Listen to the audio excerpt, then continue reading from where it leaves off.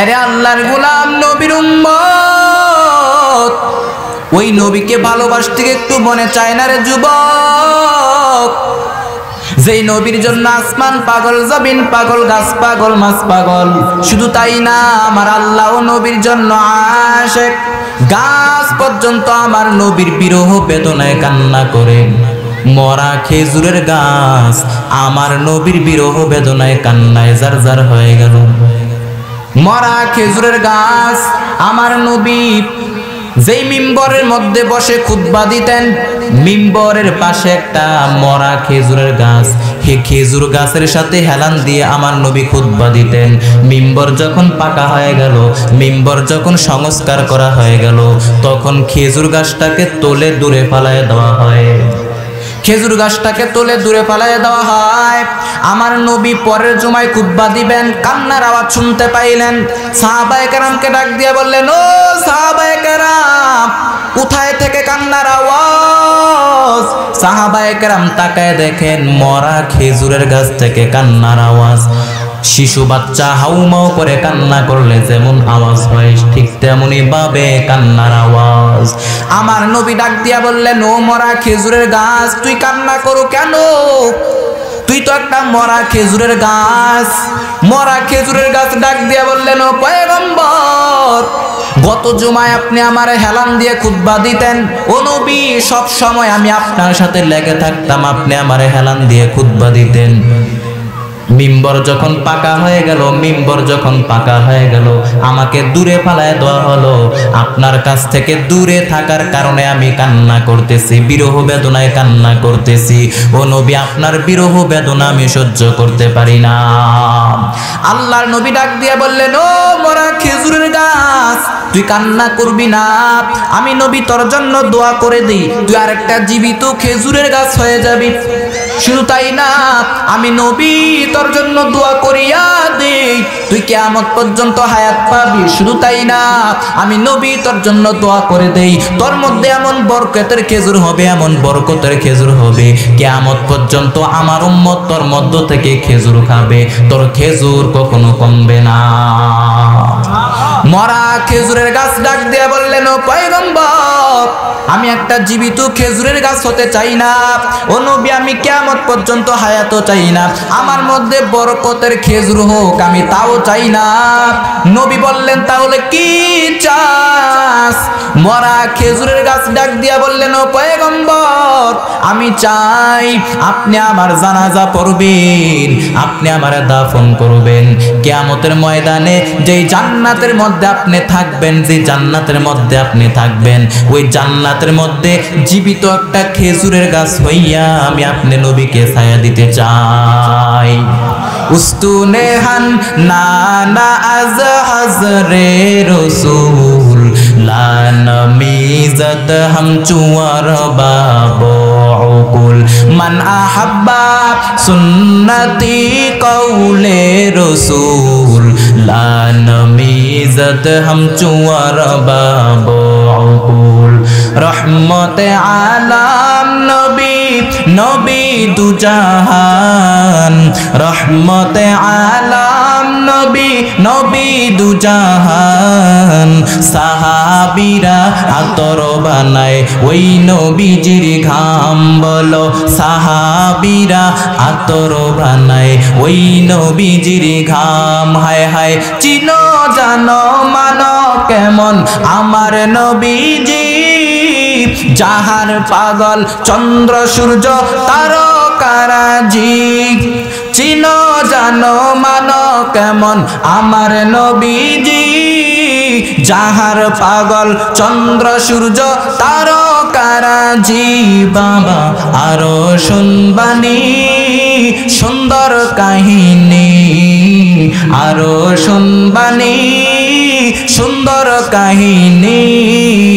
জান্নাতের রুমে রুমে লেখা নবীর নাম, বলো জান্নাতের রুমে রুমে লেখা নবীর নাম, বলো রহমতে আলাম নবী, নবী দুজাহান, রহমতে আলাম নবী, নবী নবী দুজাহান সাহাবীরা আতর বানায় ওই নবীজির ঘাম বলো সাহাবীরা আতর বানায় ওই নবীজির ঘাম উস্তুনে হান্নানা একটা খেজুর গাছের নাম যাকে ধরে খুতবা দিতেন রাসূল আকরাম উস্তুনে হান্নানা একটা খেজুর গাছের নাম যাকে ধরে খুতবা দিতেন রাসূল আকরাম গাছটা নবীর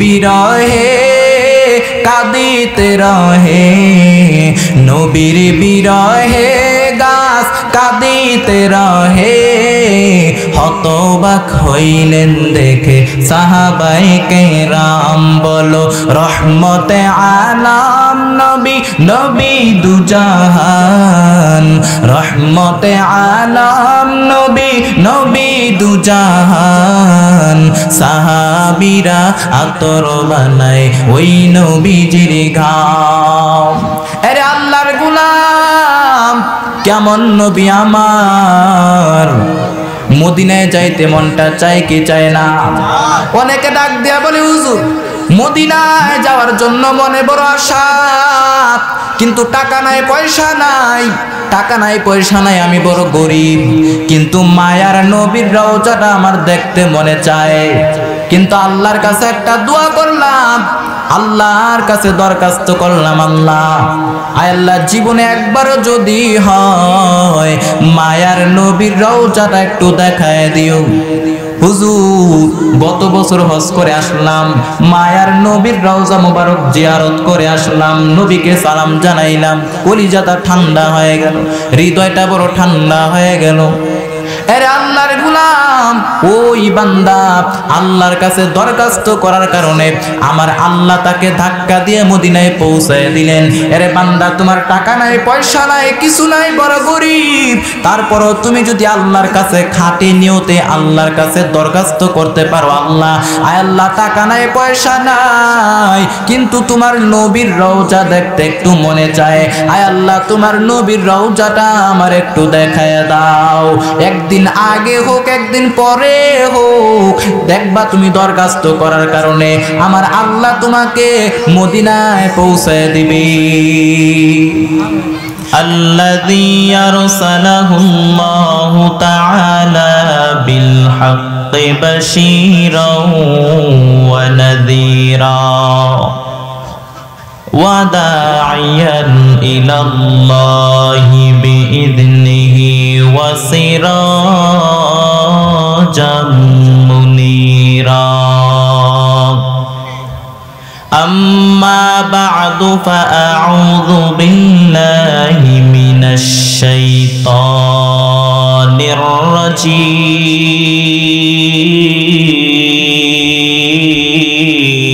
الرجيم بسم الله الرحمن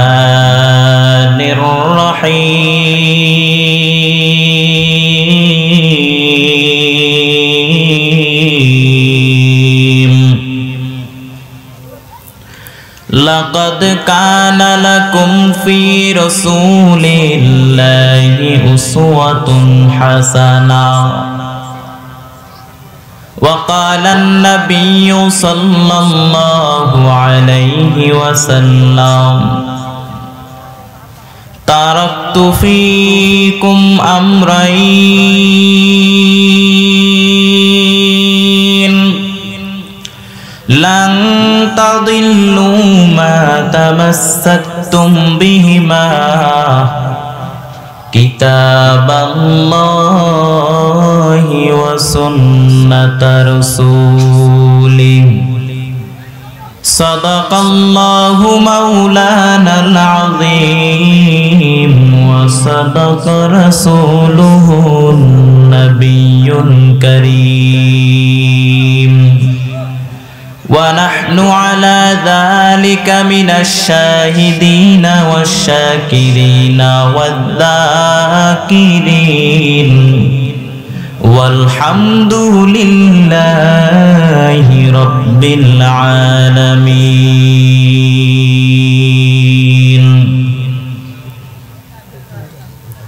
وقال تعالى في شان حبيبه ومحبوبه ومعشوقه ومقصوده مخبرا وآمرا إن الله وملائكته يصلون على النبي يا أيها الذين آمنوا صلوا عليه وسلموا تسليما. لا إله إلا الله لا إله إلا الله لا إله إلا الله لا إله إلا الله. ذكر حق آمد غذائی روح راہ مرحمہ مد عید لے مجروح را. لا إله إلا الله لا إله إلا الله لا إله إلا الله لا إله إلا الله মুহাম্মাদুর রাসূলুল্লাহ সাল্লাল্লাহু আলাইহি ওয়াসাল্লাম।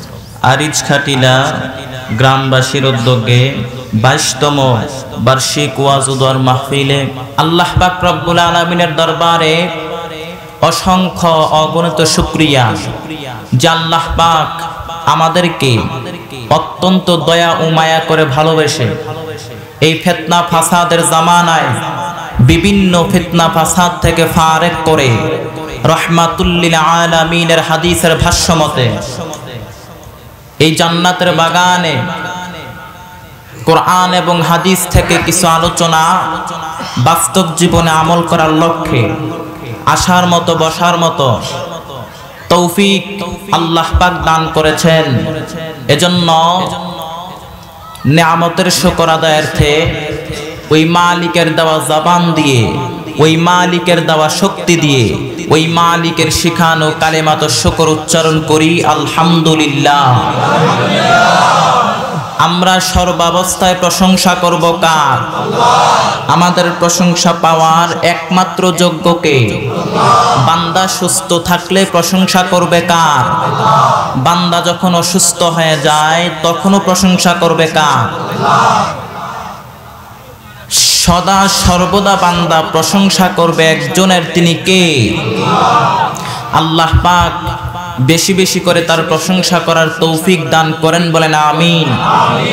আমি আপনাদের সামনে কুরআনুল কারীমের ভিতর থেকে একটি আয়াতে কারিমা তেলাওয়াত করেছি। অসংখ্য হাদিস থেকে একটি হাদিস আপনাদের সামনে পড়েছি। তেলাওয়াতকৃত আয়াতে কারিমা ও হাদিস শরীফের আলোকে হেদায়েতের উদ্দেশ্যে আমলের নিয়তে ইখলাসের সাথে আমাকে কিছু বলার মতো, আপনাদেরকেও ধৈর্য সহকারে শ্রবণ করার মতো তৌফিক আল্লাহ পাক দান করেন, বলেন আমিন। আল্লাহ পাক রব্বুল আলামিন বলেন, লাকাদ কানা লাকুম ফি রাসূলিল্লাহি উসওয়াতুন হাসানাহ। আল্লাহ পাক রব্বুল আলামিন বলেন, অবশ্যই রহমাতুল লিল আলামিনের মধ্যেই রয়েছে তোমাদের জন্য উত্তম আদর্শ। আল্লাহ বলেন, অবশ্যই নবীর মধ্যেই রয়েছে তোমাদের জন্য উত্তম আদর্শ। আল্লাহর শপথ করে বলতেছি, ওই নবীর আদর্শ যে যত পরিমাণ গ্রহণ করবে, আল্লাহ পাক রব্বুল আলামিন তার মর্যাদা তত পরিমাণ বাড়ায় দিবেন। আল্লাহর নবী বলেন, হে উম্মত, তারাকতু ফীকুম আমরাইন, দুইটা জিনিস তোমাদের মধ্যে রেখে গেলাম। লান তাদিল্লু মা তামাসসাকতুম বিহিমা, তোমরা কখনো পথভ্রষ্ট হবে না, দুইটা জিনিসকে আঁকড়ে ধরো। কয়টা জিনিস? এক নাম্বার কিতাব আল্লাহ, এক নাম্বার হলো আল্লাহর কোরআন, দুই নাম্বারে হলো সুন্নাত রাসূলি, দুই নাম্বারে রাসূলের সুন্নাত। আল্লাহ শপথ করে বলি, এই দুইটা জিনিস যার মধ্যে যত পরিমাণ থাকবে, যে পরিমাণ থাকবে, আল্লাহ পাক রব্বুল আলামিন তার সম্মান তত পরিমাণ বাড়ায় দিবেন। শুধু তাই না, দুনিয়া এবং আখিরাতে আল্লাহ পাক রব্বুল আলামিন তাকে কামিয়াবি বানায় দিবেন। আরে আল্লাহর গোলাম, কেমন নবীর আদর্শ! ওই নবীর আদর্শের মতো কোনো আদর্শ হয় না। যেই নবীর আদর্শের মধ্যে কোনো মিথ্যা নাই, যেই নবীর আদর্শের মধ্যে কোনো আমানতের খেয়ানত নাই, যেই নবীর আদর্শের মধ্যে ওয়াদার কোনো খেলাফ নাই, যেই নবীর আদর্শের মধ্যে কোনো মিথ্যা নাই, ওই নবী কোনোদিন মিথ্যা কথা বলেছেন নাই? আমার নবী জীবনে কোনোদিন মিথ্যা কথা বলেন নাই। বরং আরবের বড় বড় কাফের বেঈমানরা পর্যন্ত আমার নবীকে সত্যবাদী বলে উপাধি দিয়েছে, আল আমিন বলে উপাধি দিয়েছে। মুহাম্মদের মতো সত্যবাদী আরবের জমিনে কেউ নাই। সবাই টাকা পয়সা সবকিছু নবীর কাছে আমানত রাখত। দল কর্তা আবু জাহেল্লার আমানত রাখে কার কাছে? নবীর কাছে। দল করে কার?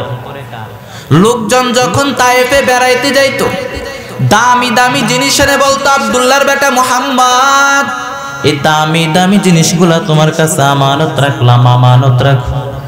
আল্লাহ নবী বলতেন, দল করো আবু জাহিল্লার তার কাছে গিয়ে রাখো, আমার কাছে রাখার কি দরকার? সবাই বলতো মুহাম্মদ, আবু জাহিল্লার কাছে আমানত রাখা যাবে না, কারণ আবু জাহিল্লাই হলো ডাকাত, শেষ করে ফেলাইব। আছে না নাই? জনগণের সবকিছু নিয়ে নেয়, জনগণের টাকা মেরে দেয়, ব্রিজ মেরে দেয়, রাস্তার টাকা মেরে দেয়, এতিমদের টাকা মেরে দেয়। এরকম ডাকাইত আছে না নাই? এলাকার মধ্যে সম্মানের কোনো অভাব নাই, পেটে খাবারের কোনো অভাব নাই, গায়ে জামার কোনো অভাব নাই, তারপরেও গোটা দেশটারে খেয়ে ফেলে। এরকম ডাকাইত আছে না নাই? তুমি সুদের টাকায় প্রাসাদ করো, ঘুষ ছাড়ো না, দিন দুঃখী না খেয়ে মরে খবর রাখো না।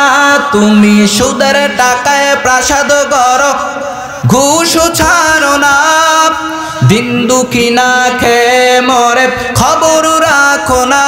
তুমি ঘুষ খেয়েও বিচার করো, সাজিয়া প্রধান, ঠিক কিনা? তুমি ঘুষ খেয়েও বিচার করো, সাজিয়া প্রধান। তুমি কেমন মুসলমান, তুমি কেমন মুসলমান, কেমন মুসলমান, তুমি কেমন মুসলমান? নামাজের সাথে নাই পরিচয়, মানো না কোরআন, নামাজের সাথে নাই পরিচয়, মানো না কোরআন। তুমি কেমন মুসলমান, তুমি কেমন মুসলমান? আরে আল্লাহর গোলাম, কেমন আমার মায়ার নবীর আদর্শ, যেই নবীর আদর্শের মধ্যে কোনো মিথ্যা নাই, যেই নবী কোনোদিন মিথ্যা কথা বলেন নাই। আরে আল্লাহর গোলাম, ওই নবীর আদর্শের মতো কোন আদর্শ হতে পারে নাকি? আরে যুবক, ওই নবীর আদর্শকে গ্রহণ করে নাও। দুনিয়া এবং আখিরাতে যদি উত্তম কল্যাণ পেতে চাও, দুনিয়া এবং আখিরাত যদি সুন্দর করতে চাও, আমার নবীর আদর্শের কোনো বিকল্প নাই। কেমন আমার মায়ার নবীর আদর্শ, ওই নবীর আদর্শ এত সুন্দর। তাকায় দেখো, নবীর ইন্তেকালের ১৫০০ বছর হয়ে গেল, আমার নবীরে দেখতে পারে নাই, কিন্তু আমার নবীর সুন্দর সুন্দর আদর্শ দেইখা দেইখা কত বিধর্মী বেঈমানেরা কালেমা পড়ে মুসলমান হচ্ছে। আজকে বিজ্ঞানীরা রিসার্চ করে দেখতেছে মুহাম্মদ সাল্লাল্লাহু আলাইহি ওয়াসাল্লাম উম্মতের জন্য যা কিছু বলেছেন সব উম্মতের কল্যাণের জন্য বলেছেন। নবী মেসওয়াকের কথা বলেছেন, উম্মতের কল্যাণের জন্য বলেছেন। ডিলাকুলুকের কথা বলেছেন, উম্মতের কল্যাণের জন্য বলেছেন। বিজ্ঞানীরা প্রমাণ করে মুহাম্মদ সাল্লাল্লাহু আলাইহি ওয়াসাল্লাম উম্মতের জন্য যা যা বলেছেন সব উম্মতের কল্যাণের জন্য বলেছেন। ইমামুল আউয়ালিনাল আখিরিন বাহরে সাদকা রাহমাতাল লিল আলামিন সাইয়্যিদুল কাউনাইন খাতমুল মুরসালিন আখিরামুদ বুয়াদ ফখরুল আউয়ালিন। আরে আল্লাহর গোলাম যুবক, আমার নবীর আদর্শের মতো কোনো আদর্শ নাই। দুনিয়ার জমিনে কত মানুষের আদর্শ আমরা দেখলাম, আব্রাহাম লিঙ্কনের আদর্শ দেখলাম, মাও সেতুনের আদর্শ দেখলাম, যত মানুষের আদর্শ আমরা দুনিয়ার জমিনে দেখলাম। আল্লাহর শপথ করে বলতেছি সব আদর্শ নাপাক, দুনিয়ার জমিনে নিজস্ব তৈরি করা সব মানুষের আদর্শ নাপাক। একমাত্র মুহাম্মদ সাল্লাল্লাহু আলাইহি ওয়াসাল্লামের আদর্শই হলো পবিত্র। আরে যুবক, ওই নবীর আদর্শকে গ্রহণ করে নাও। ওই নবীর আদর্শের মতো কোনো আদর্শ দুনিয়ার জমিনে হতে পারে না। জীবনটাকে যদি সুন্দর করতে চাও, দুনিয়া এবং আখিরাতে উত্তম কল্যাণ পেতে চাও, তাহলে নবীর আদর্শকে গ্রহণ করে করে চলো। এর যুবক, নবী যুবকদের জন্য সুন্দর সুন্দর বাণী শোনায় গেলেন। যুবকরা চাইলে অনেক কিছু করতে পারে। যুবকরা চাইলে বাংলার জমিনটাকে নবীর আদর্শ দিয়া বাংলার জমিনটাকে চালাইতে পারে, সাজাইতে পারে। যুবকরা চাইলে অনেক কিছু করতে পারে, কারণ পৃথিবীর মধ্যে যত বড় বড় সংগ্রাম হয়েছে সব যুবকদের দ্বারাই হয়েছে। এই পৃথিবীর মধ্যে যত বড় বড় বিপ্লব হয়েছে সব যুবকদের দ্বারাই হয়েছে। যুবকরা চাইলে অনেক কিছু করতে পারে। আরে আল্লাহর গোলাম, যুবকেরা যদি ইসলামের পক্ষে থাকে ভালো থাকবে আমাদের বাংলাদেশ। যুবকেরা যদি কোরআনের পক্ষে থাকে তাহলে হেফাজতে থাকবে বাংলাদেশের লাল সবুজের পতাকা। যুবকেরা যদি ইসলামকে মেনে চলে আগামী ভবিষ্যৎ ইসলামের জন্য ভবিষ্যৎ। যুবকেরা চাইলে বাংলার জমিনটাকে পরিবর্তন করে দিতে পারে। আল্লাহর নবী সাল্লাল্লাহু আলাইহি ওয়াসাল্লাম যুবকদের জন্য সুন্দর সুন্দর বাণী শোনায় গেলেন। আরে আল্লাহর গোলাম যুবক, তোমাদের কাছে আমার একটা আবদার, যে যেই লাইনেই থাকো না কেন, যে যেই লাইনেই থাকো না কেন, যে যেই দিকেই থাকো না কেন, তোমাদের কাছে আমার একটা আবদার। চারটা জিনিসের ব্যাপারে আমাদের সবাইকে এক হতে হবে। চারটা বিষয়ের ব্যাপারে আমাদের সবাইকে এক ময়দানের মধ্যে নামতে হবে। এক নাম্বার হলো আমার রব, যেই রব আপনাকে আমাকে সৃষ্টি করেছেন, যেই আল্লাহ পাক রব্বুল আলামিন আপনাকে আমাকে সৃষ্টি করেছেন, ওই আল্লাহকে নিয়ে যারা কথা বলবে বাংলাদেশের তাওহীদি মুসলমান কখনো বরদাস্ত করবে না। দুই নাম্বারে হলো আমার নবী, যেই নবী আপনার আমার জন্য সুপারিশ করবে, যেই নবী আপনার আমার নাজাতের জন্য সারাটা জীবন কান্না করে কাটায় দিলেন, ওই নবীকে নিয়ে যারা কথা বলবে, নবীকে যারা গালি দিবে, বাংলাদেশের মুসলমান নবীর উম্মত কখনো চুপ করে ঘরে বসে থাকবে না। তিন নাম্বারে আমার ইসলাম, এই বাংলার জমিনের মধ্যে আর কিছু থাকবে না থাক, আমার ইসলাম থাকবে। এই বাংলার জমিনের মধ্যে আজানের ধ্বনির সাথে সাথে সূর্য উঠে যায়, আবার আজানের ধ্বনির সাথে সাথে সূর্য ডুবে যায়। এই বাংলার জমিনে ইসলাম থাকবে। কেউ যদি গাদ্দারি করে তার ঠাই বাংলার জমিনে হবে না।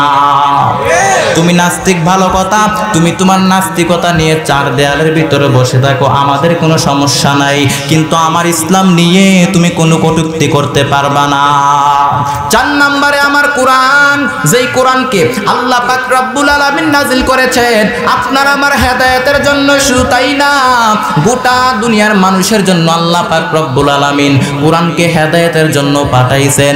ওই কোরআনের বিরুদ্ধে যারা কথা বলবে, ওই কোরআনের বিরুদ্ধে যারা আইন বাংলার জমিনে বানাতে চায়, মুসলমান নবীর উম্মত একটা আইনও আমরা মানি না।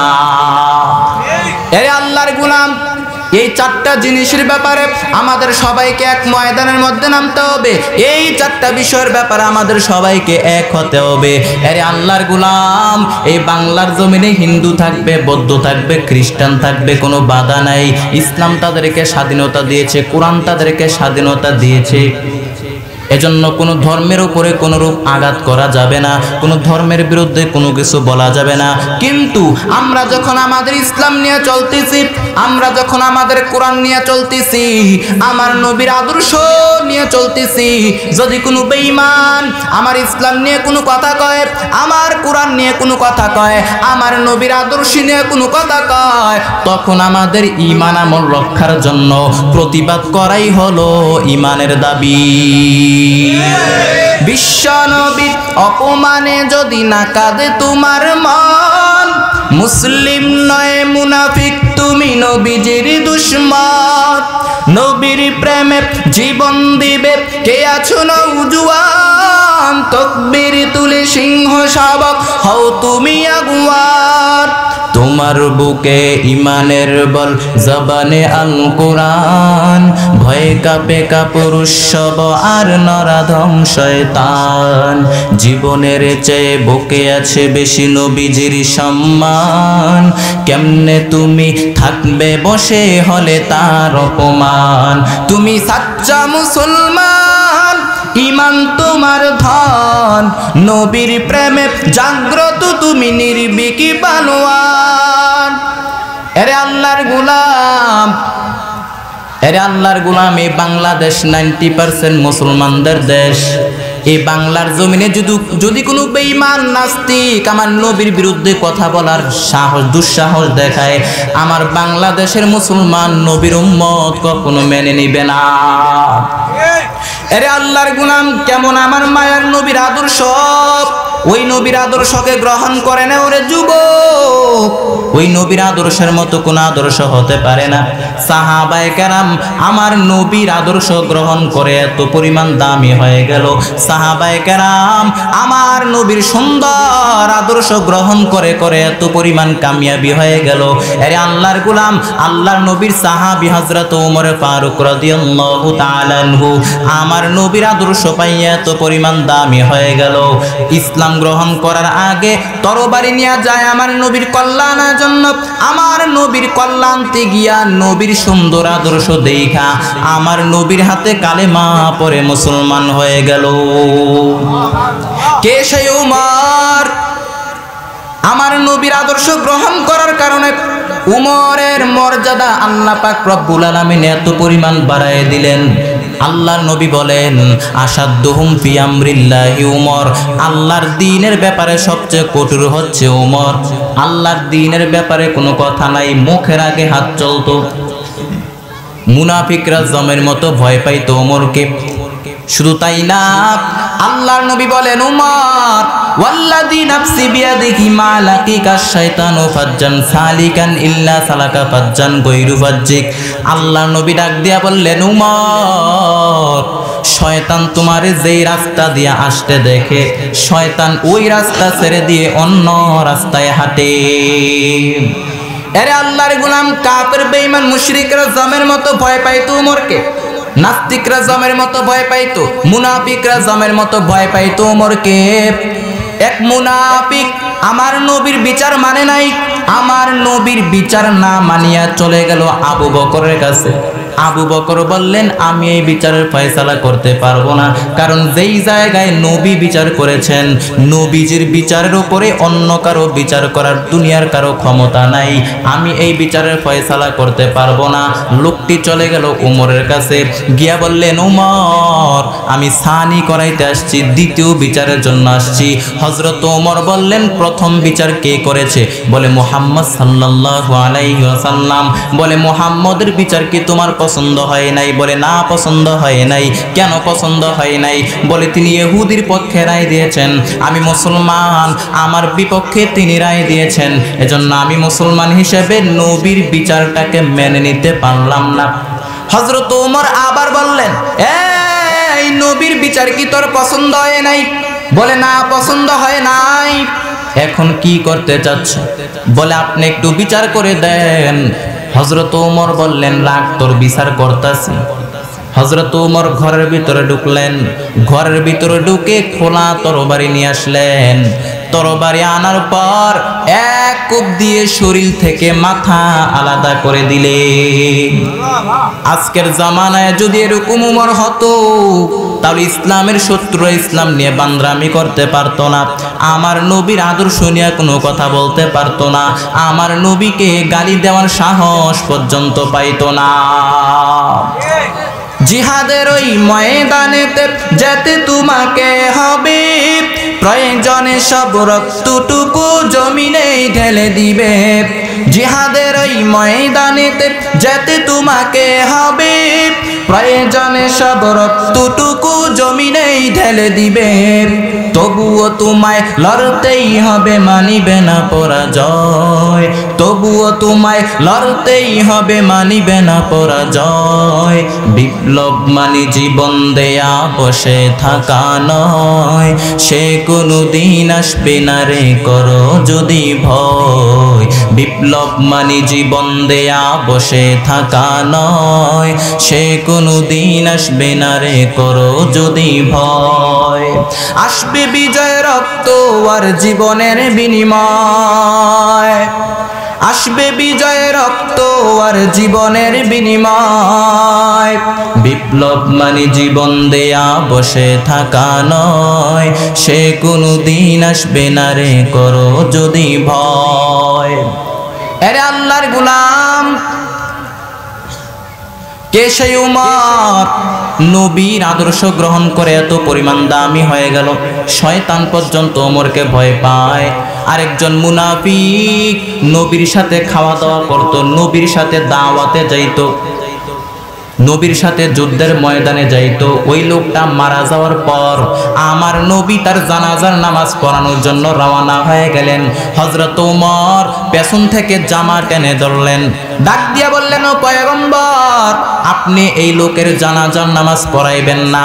ও নবী, এই লোক আপনার অনেক ক্ষতি করেছে, বিভিন্নভাবে আপনাকে কষ্ট দিয়েছে। ও নবী ইসলামের ঘোর দুশমন, ইসলামের শত্রু, আপনি তার জানাজার নামাজ পড়াইতে পারবেন না। আল্লাহর নবী ডাক দিয়া বললেন, ওমর, আমার আল্লাহ তো আমারে নিষেধ করেন নাই, অতএব আমি তার জানাজার নামাজের ইমামতি করব। আমার নবী তো দয়ার নবী, আমার নবী তো মায়ার নবী। আমার নবী ওই মুনাফিকের জানাজার নামাজ পড়ানোর জন্য রওনা হয়ে গেলেন। আল্লাহর নবীর জানাজার নামাজের ইমামতি করলেন, আল্লাহর নবী তার জানাজার নামাজের ইমামতি করলেন। এরপরে আমার নবীর গায়ের জুব্বা মুবারক তার গায়ের মধ্যে লাগাই দিলেন। এরপরে শুধু তাই না, মুখের লালা মুবারক তার মুখের মধ্যে দিয়ে দিল, লম্বা দোয়া করলেন। এরপরে আল্লাহ পাক রব্বুল আলামিন আয়াত নাজিল করে দিলেন। আল্লাহ ডাক দিয়া বললেন, ও পয়গম্বর, ইস্তাগফিরু লাহুম আও লা তাস্তাগফিরু লাহুম ৭০ মাররা। আল্লাহ ডাক দিয়া বললেন, ও নবী, একবার না, দুইবার না, তিনবার না, ও নবী ৭০ বারও যদি আপনি তার জন্য দোয়া করেন, ইস্তেগফার করেন, আমি আল্লাহ এই মুনাফিকের মা। ও নবী আপনার অনেক ক্ষতি করেছে, ইসলামের বড় দুশমন। ও নবী ইসলামের বড় দুশমন, যুদ্ধের ময়দান থেকে পেছন থেকে লোক সৈন্য নিয়ে ভেগে গিয়েছে, আপনি তার জানাজার নামাজ পড়াইবেন না। আরে আল্লাহর গোলাম, এই মুনাফিকরা ইসলামের সবচেয়ে বেশি ক্ষতি করেছে। আল্লাহর নবী সামনাসামনি শত্রু ভয় করতেন না, যতটা ভয় করতেন মুনাফিকদেরকে। আর মুনাফিকদের জন্য আল্লাহ তাআলা আয়াত নাজিল করে দিলেন, ইন্নাল মুনাফিকিনা ফিদ-দারকিল আসফালি মিনান নার ওয়া লান তাজিদা লাহুম নাসীরা। আল্লাহ তাআলা বলেন, মুনাফিকরা থাকবে জাহান্নামের সর্বনিম্ন স্তরে। আরে আল্লাহর গোলাম, ওই নবীর আদর্শকে গ্রহণ করে নাও। নবীর আদর্শ তো সুন্দর, আমার নবীর আদর্শের মতো কোন আদর্শ হতে পারে নাকি? স্বয়ং আল্লাহ বলেন, ওই নবীর আদর্শের মতো কোন আদর্শ হতে পারে না। নবীর আদর্শকে গ্রহণ করো নেও রে যুবক। এরে যুবক, কয়দিন আর দুনিয়ার জমিনে বাঁচবা? এই দুনিয়ার জমিনটা কিছুই না রে যুবক। এই দুনিয়ার জমিনটা হলো একটা ধোঁকা, মরিচিকা। এই দুনিয়ার জমিনটা কিছু না, মরণের পর মনে হবে একটা দুঃস্বপ্ন ঘটেছিল আমার, আসলে দুনিয়ার জমিনটা কিছু না। আরে আল্লাহর গোলাম, সময় থাকতে আমার আল্লাহর বিধানগুলি মেনে নাও, নামাজগুলো পড়ে নাও। এর যুবক তাকায় দেখো, তোমার মতো কত যুবক 5 ওয়াক্ত নামাজ পড়ে 1 ওয়াক্ত নামাজও বাদ দেয় না। এর যুবক ভাই তাকায় দেখো, তোমার মতো কত যুবক ভাই স্কুল কলেজ ভার্সিটিতে লেখাপড়া করে 5 ওয়াক্ত নামাজ পড়ে 1 ওয়াক্ত নামাজও বাদ দেয় না। তুমি কেন পারবা না রে যুবক ভাই? তাকায় দেখো, শুধু তাই না, তোমার মতো কত যুবক ভাই শ্রমিকের কাজ করে, ড্রাইভারি করে, কৃষকের কাজ করে 5 ওয়াক্ত নামাজ পড়ে, তুমি কেন পারবা না রে যুবক ভাই? এরে যুবক ভাই, কয়দিন আর দুনিয়ার জমিনে বাঁচবা? ঘুমের ঘরে বালিশের সাথে মাথারা লাগে, একটু চিন্তা করো। আমার মতো কত যুবক দুনিয়ার জমিন থেকে বিদায় হয়ে গেল। এরে আল্লাহর গোলাম, তুমি তো বলতে পারবা না তোমার মরণ কখন হয়ে যাবে। হঠাৎ করে যদি তোমার মরণ হয়ে যায়, কি জবাব মাওলার দরবারে দিবা? এজন্য যুবক, আল্লাহর কাছে খাঁটি অন্তরে তওবা করে নাও। আরে আল্লাহর গোলাম যুবক, ওই নবীর আদর্শকে গ্রহণ করে করে চলো। আল্লাহকে ডাক দিয়া বলো, আল্লাহ জীবনে কত গুনাহ করলাম, কত অন্যায় করলাম, আয় আল্লাহ কত নামাজ ছেড়ে দিয়েছি, আজকে থেকে ওয়াদা করলাম আর কখনো নামাজ ছাড়বো না, আর কখনো মা বাবার সাথে বেয়াদবি করব না, আর কখনো নবীর আদর্শকে ছেড়ে দিব না, নবীর সুন্নতকে ছেড়ে দিব না, নবীর আদর্শের উপরে আমল করে চলবো, নবীর সুন্নতের উপরে আমল করব। আরে আল্লাহর গোলাম, ওই নবীর আদর্শের মালাটা গলার মধ্যে লাগায় নাও। ঘরের মধ্যে যদি শান্তি আনতে চাও, অনেকে বলে ঘরের মধ্যে শান্তি নাই, শান্তি আসবে কেমনে? তুমি তো নবীর আদর্শ মোতাবেক চলো না। যদি ঘরের মধ্যে শান্তি আনতে চাও, জীবনটাকে শান্তিময় করতে চাও, দাম্পত্য জীবনও শান্তিময় করতে চাও, তাহলে নবীর আদর্শকে বাদ দেওয়া যাবে না। সামাজিক জীবনেও নবীর আদর্শকে বাদ দেওয়া যাবে না, ব্যক্তিগত জীবনেও নবীর আদর্শকে বাদ দেওয়া যাবে না। যেখানে যাও, যেই কাজই করো, তুমি নবীর আদর্শ গ্রহণ করে করে যদি তুমি চলতে পারো, আরে আল্লাহর গোলাম, অটোমেটিক তোমার ঘরের মধ্যে শান্তি চলে আসবে, তোমার সম্মান আল্লাহ তাআলা বাড়ায় দিবে। কেমন নবী আমার, যেই নবীর আদর্শের মধ্যে কোনো গালাগালি নাই। নবী কোনোদিন কাউকে গালি দিয়েছেন নাকি? গালি দিয়েছেন? কত বেঈমানরা আমার নবীকে গালি দিয়েছে, কত বেঈমানরা আমার নবীকে গালি দিয়েছে। এক বেঈমান ইহুদি আমার নবীকে গালি দেয়, এমন ভাবে গালাগালি শুরু করলো, আমার নবী গালির জবাব দেয় না, মুস্কি মুস্কি হাসে। পাশে দাঁড়ায় আছেন আবু বকর, আবু বকর গালির জবাব দিতে চায়, নবী ইশারা করলেন, আবু বকর থামেন, গালির জবাব দেন না। বেঈমান আমার নবীকে এত পরিমাণ গালাগালি করা শুরু করলো, শেষ পর্যন্ত আবু বকর গালির জবাব দিয়ে দিলেন। আবু বকর গালির জবাব দেওয়া মাত্র আমার নবীর মনটা মলিন হয়ে গেল। আবু বকর তাকায় দেখে নবীর মনটা বেজার হয়ে গেল। আবু বকর ডাক দিয়া বললেন, ও পয়গম্বর, এতক্ষণ পর্যন্ত যে ইহুদি বেঈমান আপনাকে গালি দিতেছিল, আপনি হাসতেছিলেন, মুস্কি মুস্কি হাসেন, আর আমি আবু বকর এখন গালির জবাব দেওয়া মাত্র আপনার মনটা মলিন হয়ে গেল, বুঝলাম না। নবী ডাক দিয়া বললেন, আবু বকর, এতক্ষণ পর্যন্ত যে ইহুদি বেঈমান আমি নবীকে গালাগালি করতেছিল, আল্লাহর একজন রহমতের ফেরেশতা আমাদের পক্ষ হইয়া গালির জবাব দিতেছিল, যখনই তুমি বিচারটা নিজ হাতে নিয়ে নিলা, রহমতের ফেরেশতা চলে গেল, আমার মনটা বেজার হয়ে গেল।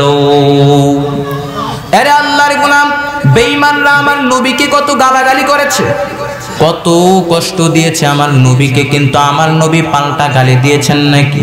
আমার নবী কাউকে গালাগালি পর্যন্ত করেন নাই। আমার নবী গালাগালি করে যদি ইসলাম প্রচার করতেন, সুন্দর মক্কা হতো না, সোনার মদিনা বানাইতে পারতেন না। একমাত্র ভালো ব্যবহার। আরে আল্লাহর গোলাম, নবীর আদর্শকে গ্রহণ করে নাও। ওই নবীর আদর্শের মতো কোন আদর্শ দুনিয়ার জমিনে হতে পারে না। কেমন নবী আমার, যেই নবীকে এত পরিমাণ কষ্ট দিয়েছে কাফের বেঈমানরা, কিন্তু আমার নবী পাল্টা জবাব দেন নাই, গালি পর্যন্ত দেন নাই। ওই নবীর মহাব্বত অন্তরে ঢুকায় নাও। ওই নবীকে ভালোবাসতে মনে চায় কি চায় না? ওই নবীর ভালোবাসা অন্তরে ঢুকায় নাও। মদিনায় যাইতে মনটা চায় কি চায় না? কেমন আমার মায়ার নবী মদিনা নাম কত সুন্দর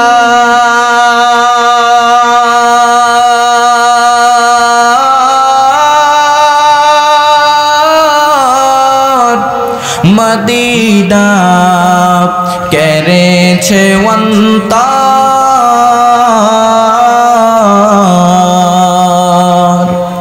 পাখির নাই ডানা থাকলে পাখির নাই ডানা থাকলে যেতাম মদিনায় মদিনা যাইতে পারলাম না মদিনা দেখিতে পারলাম না মদিনা যাইতে পারলাম না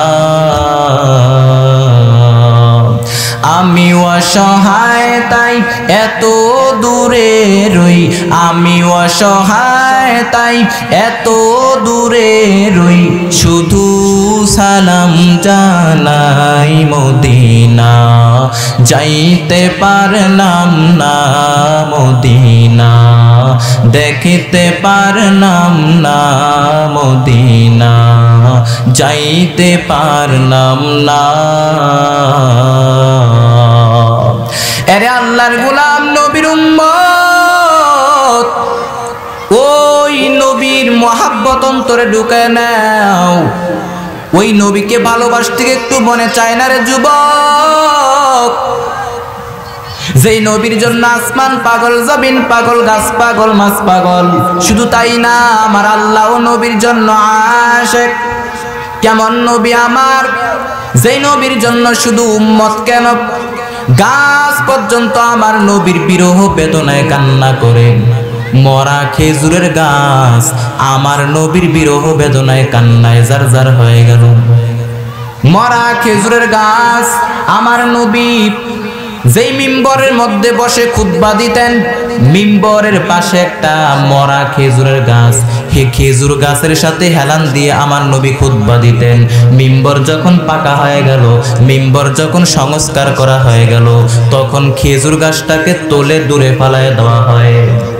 খেজুর গাছটাকে তোলে দূরে ফালায় দেওয়া হয় আমার নবী পরের জুমায় খুতবা দিবেন কান্নার আওয়াজ শুনতে পাইলেন সাহাবায়ে কেরামকে ডাক দিয়ে বললেন ও সাহাবায়ে কেরাম কোথায় থেকে কান্নার আওয়াজ সাহাবায়ে কেরাম তাকায় দেখেন মরা খেজুরের গাছ থেকে কান্নার আওয়াজ শিশু বাচ্চা হাউমাউ করে কান্না করলে যেমন আওয়াজ হয় ঠিক তেমনি ভাবে কান্নার আওয়াজ আমার নবী ডাক দিয়া বললেন ও মরা খেজুরের গাছ তুই কান্না করো কেন তুই তো একটা মরা খেজুরের গাছ মরা খেজুরের গাছ ডাক দিয়া বললেন ও পয়গম্বর গত জুমায় আপনি আমারে হেলান দিয়ে খুতবা দিতেন ও নবী সব সময় আমি আপনার সাথে লেগে থাকতাম আপনি আমারে হেলান দিয়ে খুতবা দিতেন মিম্বর যখন পাকা হয়ে গেল মিম্বর যখন পাকা হয়ে গেল আমাকে দূরে ফালায় দেওয়া হলো আপনার কাছ থেকে দূরে থাকার কারণে আমি কান্না করতেছি বিরহ বেদনায় কান্না করতেছি ও নবী আপনার বিরহ বেদনা আমি সহ্য করতে পারি না আল্লাহর নবী ডাক দিয়ে বললেন ও মরা খেজুরের গাছ তুই কান্না করবি না আমি নবী তোর জন্য দোয়া করে দিই তুই আরেকটা জীবিত খেজুরের গাছ হয়ে যাবি শুধু তাই না আমি নবী তোর জন্য দোয়া করিয়া দেই তুই কিয়ামত পর্যন্ত হায়াত পাবি শুধু তাই না আমি নবী তোর জন্য দোয়া করে দেই তোর মধ্যে এমন বরকতের খেজুর হবে এমন বরকতের খেজুর হবে কিয়ামত পর্যন্ত আমার উম্মত তোর মধ্য থেকে খেজুর খাবে তোর খেজুর কখনো কমবে না মরা খেজুরের গাছ ডাক দিয়ে বললেন ও পয়গম্বর আমি একটা জীবিত খেজুরের গাছ হতে চাই না ও নবী আমি কিয়ামত পর্যন্ত হায়াতও চাই না আমার মধ্যে বরকতের খেজুর হোক আমি তাও চাই না নবী বললেন তাহলে কি চাস মরা খেজুরের গাছ ডাক দিয়া বললেন ও পয়গম্বর আমি চাই আপনি আমার জানাজা পড়বেন আপনি আমার দাফন করবেন কিয়ামতের ময়দানে যেই জান্নাতের মধ্যে আপনি থাকবেন যে জান্নাতের মধ্যে আপনি থাকবেন ওই জান্নাতের মধ্যে জীবিত একটা খেজুরের গাছ হইয়া আমি আপনি নবীকে ছায়া দিতে চাই উস্তুনে হান নানা আজ হাজরে রসুল লা নমিজত হাম চুয়ার বাবো উকুল মান আহাব্বা সুন্নতি কৌলে রসুল লা নমিজত হাম চুয়ার বাবো উকুল রহমতে আলাম নবী নবী দুজাহান রহমতে আলাম নবী নবী দুজাহান সাহাবীরা আতর বানায় ওই নবীজির ঘাম বলো সাহাবীরা আতর বানায় ওই নবীজির ঘাম হায় হায় চিনো জানো মানো কেমন আমার নবীজি যাহার পাগল চন্দ্র সূর্য তারকারাজি চিনো জানো মানো কেমন আমার নবীজি যাহার পাগল চন্দ্র সূর্য তারকারাজি বাবা আরো শুনবানি সুন্দর কাহিনী আরো শুনবানি সুন্দর কাহিনী জান্নাতের রুমে রুমে লেখা নবীর নাম বলো জান্নাতের রুমে রুমে লেখা নবীর নাম বলো রহমতে আলাম নবী নবী দুজাহান রহমতে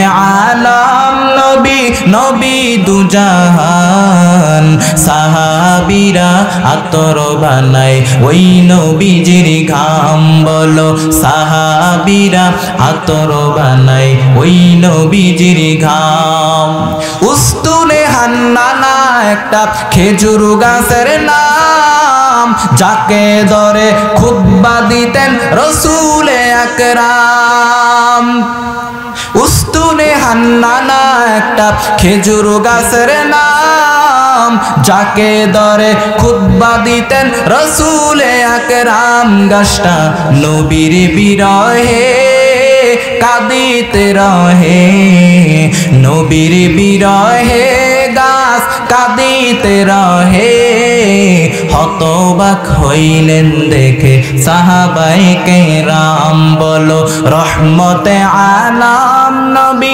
নবী দুজাহান রহমতে আলাম নবী নবী দুজাহান সাহাবীরা আতর বানায় ওই নবীজির ঘাম আরে আল্লাহর গোলাম কেমন নবী আমার মদিনায় যাইতে মনটা চায় কি চায় না অনেকে ডাক দিয়া বলে হুজুর মদিনায় যাওয়ার জন্য মনে বড় আশা কিন্তু টাকা নাই পয়সা নাই টাকা নাই পয়সা নাই আমি বড় গরিব কিন্তু মায়ার নবীর রওজাটা আমার দেখতে মনে চায় কিন্তু আল্লাহর কাছে একটা দোয়া করলাম আল্লাহর কাছে দরখাস্ত করলাম আল্লাহ আয় আল্লাহ জীবনে একবারও যদি হয় মায়ার নবীর রওজাটা একটু দেখায় দিও হুজুর গত বছর হজ করে আসলাম মায়ার নবীর রওজা মোবারক জিয়ারত করে আসলাম নবীকে সালাম জানাইলাম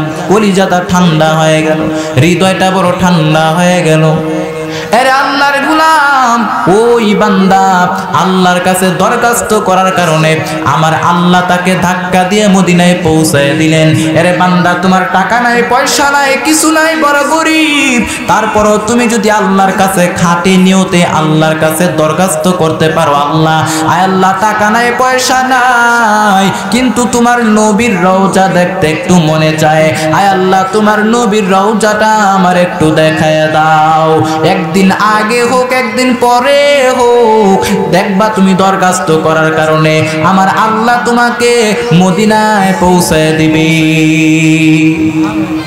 আরে আল্লাহর গোলাম কেমন নবী আমার যেই নবী কাউকে কোনোদিন গালাগালি করেন নাই যেই নবী কাউকে কোনোদিন কষ্ট দেন নাই এক ইহুদি আমার নবী ইহুদির বাড়িতে খেজুর বাগানের মধ্যে পানি দেয় আমার নবী ইহুদির খেজুর বাগানের মধ্যে পানি দেয় রশি দিয়া কূপ থেকে পানি উঠাইয়া উঠাইয়া ইহুদির খেজুর বাগানের মধ্যে পানি দেয় পানি উঠাইতে উঠাইতে হঠাৎ করে বালতির রশি ছিঁড়ে বালতিটা কূপের মধ্যে পড়ে গেল বালতিটা কূপের মধ্যে পড়ার কারণে ইহুদি আমার নবীর গাল মোবারকের মধ্যে থাপ্পড় বসায় দিল। নাউজুবিল্লাহ বলেন।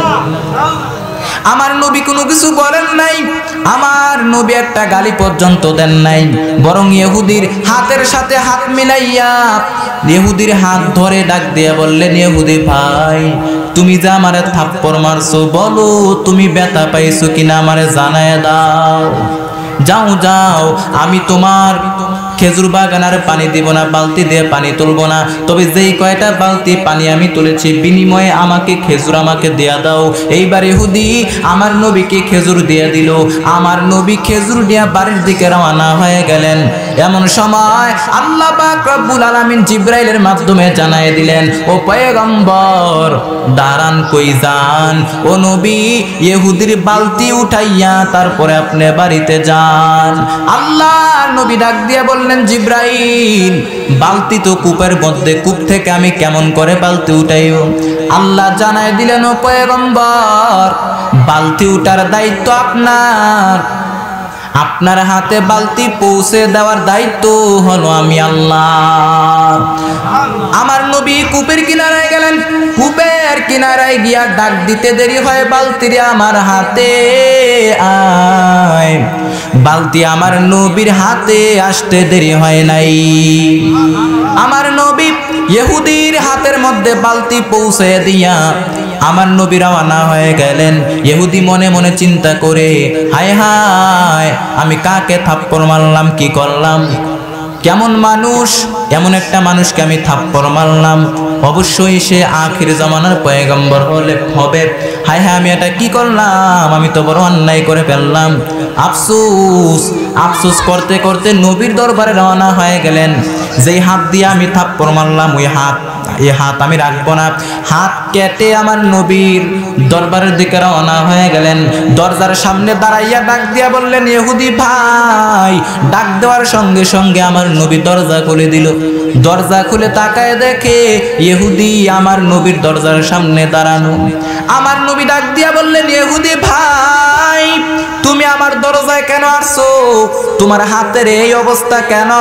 ইহুদি ডাক দিয়া বলে, ও পয়গম্বর, ও নবী, আমি অন্যায় করেছি, মুহাম্মদ আমাকে মাফ করে দাও, আমি আপনাকে চিনতে পারি নাই, আমি ক্ষমা চাই, আমাকে মাফ করে দাও।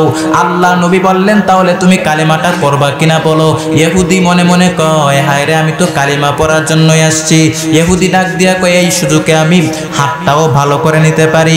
ইহুদি ডাক দিয়া কয়, ও পয়গম্বর, আপনি যদি আমার হাত ভালো করে দেন, তারপর আমি কালেমা পড়ে মুসলমান হয়ে যাব।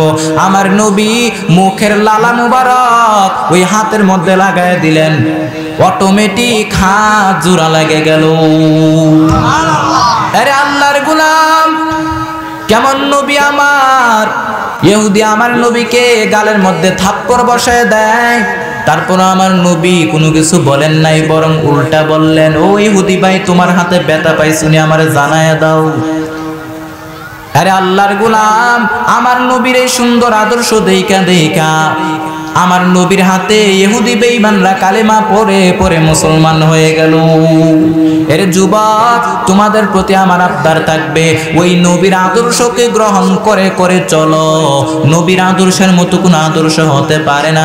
এর যুবক, তুমি যেই জায়গায় যাও, যেখানে থাকো না কেন, আমার নবীর আদর্শকে তুমি মেনে মেনে চলো। আরে আল্লাহর গোলাম, আল্লাহকে ভয় করো, আল্লাহকে ভয় করে করে চলো। ও পর্দার অন্তরালের মা বোনেরা, আল্লাহর ভয় অন্তরে ঢুকায় নাও, 5 ওয়াক্ত নামাজ পড়ো, নামাজ কখনো ছেড়ে দিও না। ও মা, আপনাদের কত দাম, আপনারা তো নবীদের মা, ওলিদের মা, হাফেজে কোরআনের মা, আপনাদের কত দাম। ও মা, আল্লাহর নবী হাদিসের মধ্যে জানায় দেয়, আদ-দুনিয়া কুল্লুহা মাতা ওয়া খায়রু মাতা'আদ দুনিয়া আল মারআতু সালিহা। আল্লাহর নবী বলেন, পৃথিবীর সব হচ্ছে সম্পদ, আর এই সব সম্পদের মধ্যে সবচাইতে দামি সম্পদের নাম হলো নেককারিনী নারী। ও মা, একটা আমলের কথা বলে যাই। আল্লাহর নবী বলেন, কোন নারী যদি 4টা আমল করতে পারে, ওই নারীর জন্য জান্নাতের 8টা দরজা খুলে দেওয়া হবে। ইদা সাল্লাত খামসাহা ওয়া সামাত শাহরাহা আতাআত বালাহা হাফিজাত ফুরুজাহা ফালতাদখুল মিন আইয়ি আবওয়াবিল জান্নাতি শাআত। আল্লাহর নবী জানায় দেয়, কোন নারী যদি 4টা আমল করে, 1 নাম্বার হলো কোন নারী যদি 5 বেলার নামাজ পড়ে, ওয়া সামাত শাহরাহা রমজানের রোজা রাখে, আতাআত বালাহা স্বামীর আনুগত্য করে, হাফিজাত ফুরুজাহা লজ্জাস্থানের হেফাজত করে, নিজের সতীত্বের হেফাজত করে, এই 4টা আমল যেই নারী করতে পারবে, আল্লাহর নবী বলেন ফালতাদখুল মিন আইয়ি আবওয়াবিল জান্নাতি শাআত, ওই নারীর জন্য জান্নাতের 8টা দরজা খুলে দিবেন কি? যেই দরজা দিয়ে মনে চায় ওই দরজা দিয়ে জান্নাতের মেহমান হয়ে যাবে। ও মা, আল্লাহকে ভয় করেন, আপনাদের বড় দাম। সন্তানটাকে কোরআনওয়ালা বানান, আল্লাহকে ভয় করে চলেন, নামাজগুলো পড়েন, স্বামীর খেদমত করেন। ও মা, আপনাদের ইবাদতের বড় দাম। আপনাদের ইবাদত দ্রুত দ্রুত আল্লাহর দরবারে কবুল হয়। আরে আল্লাহর গোলাম যুবক, আল্লাহর ভয় অন্তরে ঢুকায় নাও, আল্লাহর কাছে তওবা করে নাও। আয় আল্লাহ, কত অন্যায় করলাম, কত গুনাহ করলাম, আল্লাহ কত নাফরমানি করলাম, তুমি আমাকে মাফ করে দাও। আরে আল্লাহর গোলাম, তুমি খাঁটি অন্তরে গুনার বোঝা মাথায় নিয়ে যদি পাহাড় সমপরিমাণ গুনাহ নিয়েও যদি আল্লাহর কাছে খাঁটি অন্তরে তওবা করতে পারো, তোমার গুনাহগুলোকে মাফ করে দিবেন কি? এর যুবক, তোমার চাইতে কত বড় বড় গুনাহগারদেরকে আমার আল্লাহ মাফ করে দিয়েছেন। তোমার চাইতে কত বড় বড় অন্যায়কারীকে আল্লাহ মাফ করে দিয়েছেন। বনী ইসরাইলের একটা ঘটনা আপনাদের সামনে আমি শোনাই, হাদিসের বর্ণনা। কতালাতি সাতা ওয়া তিসঈনা নাফসা, বনী ইসরাইলের এক যুবক 99টা খুন করলো, 99টা হত্যা করলো। কয়টা খুন? 99টা হত্যা করলো। 99টা হত্যা করার পর আল্লাহর ভয় একটু অন্তরে আসছে, তওবা করবে করবে ভাব।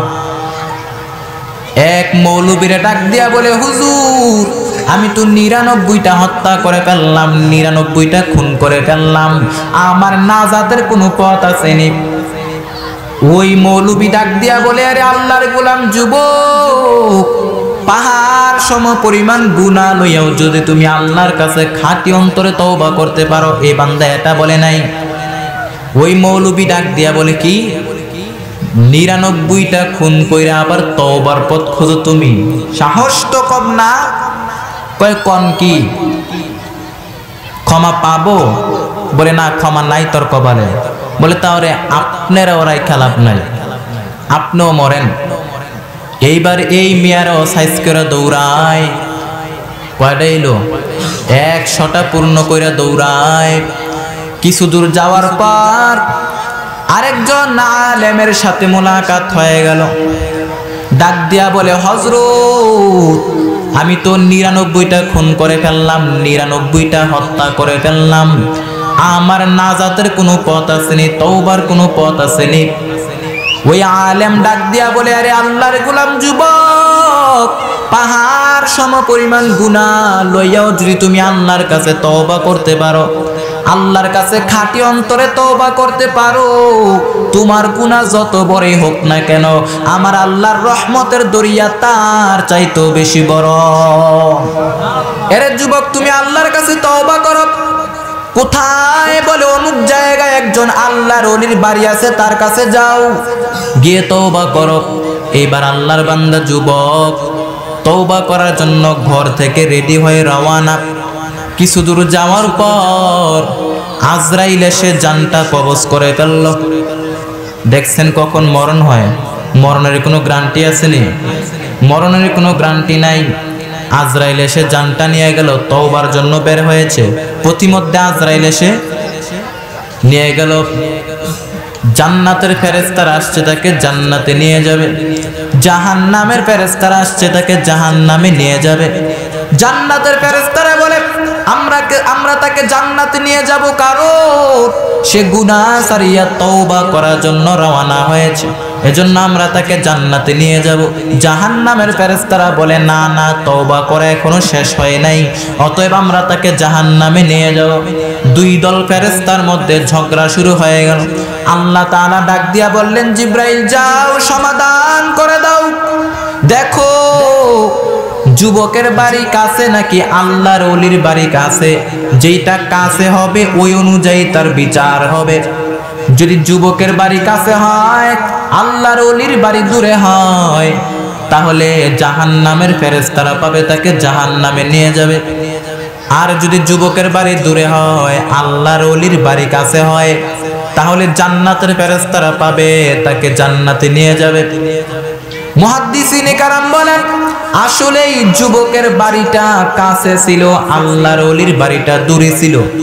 আমার আল্লাহ যেহেতু রহমান, আমার আল্লাহ যেহেতু রহিম, আমার আল্লাহ দয়া করিয়া মায়া করিয়া যুবকের বাড়িটা দূরত্ব করে দিয়া আল্লাহর ওলির বাড়ির জায়গাটা কাছে করে দিলেন। ইয়া এলাহি মুঝসে মুঝকো दूर कर, ताके देखा मुझ में तुझको एक नजर। या इलाही तू मेरा माबूद है, या इलाही तू मेरा माशूक है।